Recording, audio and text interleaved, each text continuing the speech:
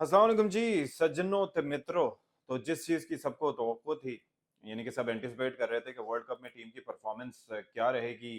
Performance तो आपके सामने है, जिस तरीके से हमारा सफ़र रहा कि एक साथ बैक टू बैक 4 मैच हारे, फिर उसके बाद एक मैच जीते, फिर एंड में जिस तरह से इंग्लैंड के खिलाफ हारे, यानी कि इंग्लैंड की वो टीम जो किसी के खिलाफ भी चल रही थी, पाकिस्तान के खिलाफ चल गई। बहरहाल, बाबर आजम कप्तानी छोड़ चुके हैं।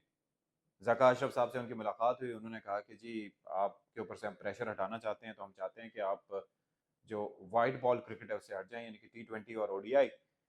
बाबर आजम ने कहा कि मैं अब्बा जी से मशवरा करता हूँ और उसके बाद फिर बताता हूँ। और उसके बाद उन्होंने एक तहरीर किया गया, एक रेजिग्नेशन कहें, दस्तबरदारी का ऐलान कहें, और ज़ाहिर है कि वो अंग्रेज़ी के तासर मिल रहा था कि उन्होंने कहीं सोच समझ के, सोच विचार करके लिखवाया होगा किसी से। तो उसके मुताबिक उन्होंने तीनों फॉर्मेट्स की क्रिकेट से खुद को अलग कर लिया है as a captain. Now, I believe it's a very good decision. Babar Azam has a lot of potential. He has all the shots in the book. He has the talent. What he needs is the temperament. Temperament in a sense के जाहिर है कि वो perform करेंगे, उसके लिए एक सुई उन्हें चाहिए, उसके लिए उन्हें जाहिर है मौका चाहिए। कप्तानी का प्रेशर, बहुत प्रेशर होता है, और पाकिस्तानी टीम की कप्तानी करना आसान काम नहीं है। इस एतबार से कि मीडिया भी तनकीद करता है, एक मैच में अच्छी परफॉर्मेंस हो जाए, सब कहते हैं बल्ले बल्ले बल्ले, अगले मैच में बुरा हो जाए तो सब वहीं पे गालियां और जलील ख्वार करना शुरू कर देते हैं। And there is a lot at stake. तो एक तो ये रहा कि बाबर आजम कप्तानी छोड़ चुके हैं। अब as a player I am sure कि वो एक बड़े प्लेयर के तौर पर सामने आएंगे, और मैं ये समझता हूँ कि इस वक्त पाकिस्तान में अगर किसी के पास टैलेंट है कि वो विराट कोहली के रिकॉर्ड के करीब भी पहुंच सके, क्रॉस करना तो it seems next to impossible, लेकिन वो बाबर आजम है। और उसके अलावा because he has to play good cricket, he has to play positive cricket, और अब उन्हें कप्तानी छिन जाने का अफसोस नहीं होना चाहिए, और ना ही इस चीज़ को उन्हें अपने जहन पे सवार करना होगा, क्योंकि ज़ाहिर है टीम में सीनियर प्लेयर होंगे और उनकी सुनी जाएगी। अब बात आ जाती है T20 कप्तानी की। शाहीन शाह अफरीदी के सुपुर्द की गई है। शाहीन शाह अफरीदी ओडीआई में तो एक अच्छे बॉलर साबित नहीं हुए। अभी रिसेंट हिस्ट्री में वर्ल्ड कप में जो उनकी परफॉर्मेंस रही, शुरू में विकेटें टीम को नहीं दिला सके, और आखिर में जो विकेटें लेते थे उसका कोई टीम को फायदा नहीं होता था। तो अब T20 फॉर्मेट उनको ज्यादा सूट करता है। तो अब लेट्स सी कि उस कप्तानी से वो टीम को आगे जो वर्ल्ड कप आ रहा है, अब T20 का वर्ल्ड कप होगा, 6 महीने हमारे पास वक्त रह गया है, तो उसमें वो किस तरीके से टीम को आगे लेकर चलते हैं। फिर बात आ जाती है टेस्ट की। तो टेस्ट की कप्तानी सौंपी गई है जी शान मसूद को। अब शान मसूद एग्रेसिव क्रिकेट खेलते हैं, माइंडसेट उनका अच्छा है, लेकिन क्या वो एक मंझे हुए टेस्ट कप्तान साबित होंगे? क्या उस फॉर्मेट में टीम को आगे लेकर चल सकेंगे? It's a very important question. बाकी ओडीआई में अभी काफ़ी टाइम है टीम को खेलने में, तो उसके लिए they can take their time. बाकी क्रिकेट बोर्ड में चेंजेस जो किए गए हैं वो चेंजेस तो नहीं है बहरहाल। जो स्टाफ तब्दील किया गया है, मिसाल के तौर पर मिकी आर्थर जो के हेड कोच भी थे, डायरेक्टर भी थे, उनकी जगह मोहम्मद हफीज़ को तैनात कर दिया गया है। He is a very sane mind, बड़ा इंटरेस्टिंग चॉइस है, और मुझे लगता है कि वो टीम जो है और पाकिस्तान क्रिकेट उससे बेनिफिट कर सकता है। वहाब रियाज साहब चीफ सेलेक्टर के ओहदे के लिए मजबूत तरीन उम्मीदवार हैं, तो वो चीफ सेलेक्टर होंगे, ऐलान हो जाएगा आई एम श्योर। तो लेट्स सी व्हाट हैपेंस, किस तरह की सिलेक्शन होगी, क्या होगा, ये अभी देखना बाकी है। फिर मतलब ये बड़ी इंटरेस्टिंग चॉइसेस हैं। फिर आपस में इन प्लेयर्स का तेल तालमेल क्या होगा, हेड कोच का क्या किरदार होगा, डायरेक्टर और हेड कोच किस उसका रोल क्या होगा टीम की सिलेक्शन में, कप्तान की क्या से होगी। फिर ये जो डिफरेंट फॉर्मेट्स के डिफरेंट कैप्टन हैं, वो किस तरीके से पाकिस्तान क्रिकेट को सर्व करेंगे, सूट करेंगे, ये भी हमें देखना होगा।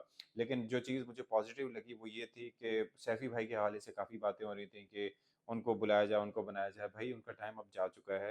अब नए ज़माने के क्रिकेट का वक्त आ गया है। नए ज़माने की क्रिकेट के हिसाब से हर किसी को सोचना चाहिए और नए प्लेयर्स को मौका देना चाहिए। तो Shaheen Shah Afridi is very young. Lahore Qalandars को जिस तरीके से उन्होंने कैप्टन किया, आई एम श्योर कि उनको कैप्टनसी का एक्सपीरियंस होगा, तो वो टीम के साथ अच्छा खेल पाएंगे। और बाबर आजम, भाई कोई ऐसी फिक्र की बात नहीं है। बाबर आजम, अभी आपके पास बहुत वक्त है, और अगर आप दोबारा से ये प्लेयर्स परफॉर्म नहीं कर पाते और आपकी परफॉर्मेंस अच्छी रहती है, और जाहिर है कि आपकी सलाह मशवरों की ज़रूरत होगी। ऐसा नहीं है कि आपको बुलाया और बिठा दिया साइड पे कि जी अब बाबर आजम जो है वो साइड पे हो जाए और अल्लाह अल्लाह खैर सल्ला। आपके मशवरों की ज़रूरत रहेगी, और अगर इनसे कैप्टनसी नहीं हुई तो फिर जाहिर है कि कप्तानी फिर से आपके ज़िम्मे ही आएगी।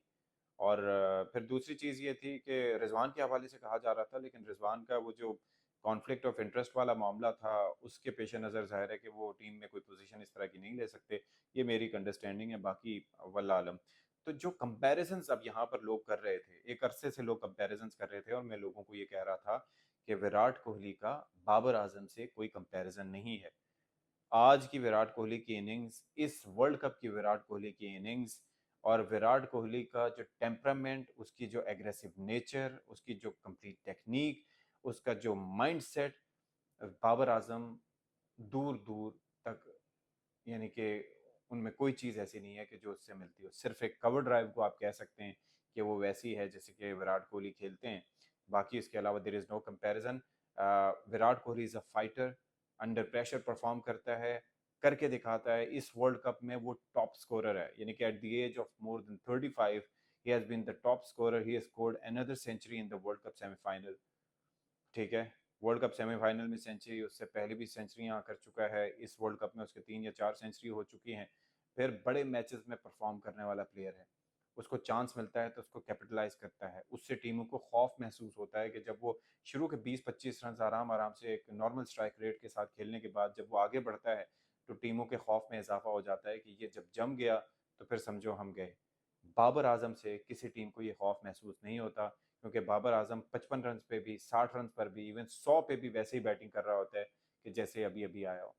तो there is a lot that is different. और विराट कोहली ने जो कारनामा कर दिया है, मतलब सचिन तेंदुलकर की सेंचुरीज का रिकॉर्ड तोड़ा, फिर जिस तरीके से उन्हें इज्जत दी, बकौल इंडियन वर्ल्ड में मान सम्मान दिया, तो मतलब इस एज में भी, यानी कि आज से 10 साल पहले भी उसकी परफॉर्मेंस क्या थी। और अब आप ये देख लें कि इंडियन टीम में कितना टैलेंट है। सूर्या कुमार यादव है, ईशान किशन जो कि नहीं खेल पा रहा, शहरियाज है, फिर उसके बाद केएल राहुल है, फिर शुभमन गिल है। There are so many players, Rohit Sharma the hitman.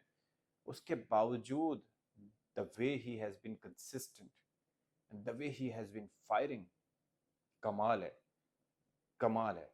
और दूसरी चीज ये है कि हमारे यहाँ फौरन जो है ना, एकदम बढ़ा चढ़ा दिया जाता है। एक इनिंग्स अच्छी खेली, ओ तू तो विराट कोहली है, कितने प्लेयर्स को तबाह किया।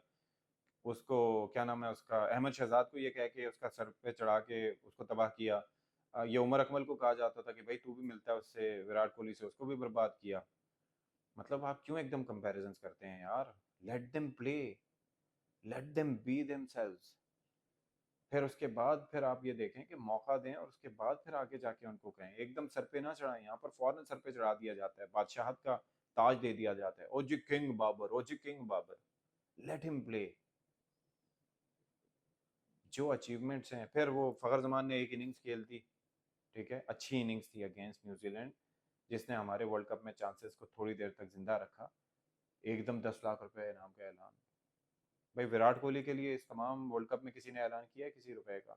एंड में उसको इनामात भी मिलेंगे, सारी चीजें मिलेंगी, लेकिन एक मैच के बाद हमारी short term policy, short term mindset, सारी चीजें हमारी शॉर्ट टर्म होती हैं। स्मॉग हो रही है, स्कूल बंद कर दो, गाड़ियां बंद कर दो, फलाना हो रहा है, ये कर दो, जुलूस निकलने वाला है, मोबाइल सिग्नल बंद कर दो। कोई लॉन्ग टर्म प्लानिंग हमारी है ही नहीं। खैर, बात कहाँ से की थी, कहाँ तक पहुंच गई। बहरहाल न्यूजीलैंड को हरा के भारत जो है वर्ल्ड कप के सेमीफाइनल में पहुंच गया है। So hats off to them, they have been unbeaten. 10 matches में 10 मैच जीते हैं। लेट्स सी कि अब उनका फाइनल में मुकाबला किस टीम से होता है। Stay tuned for more.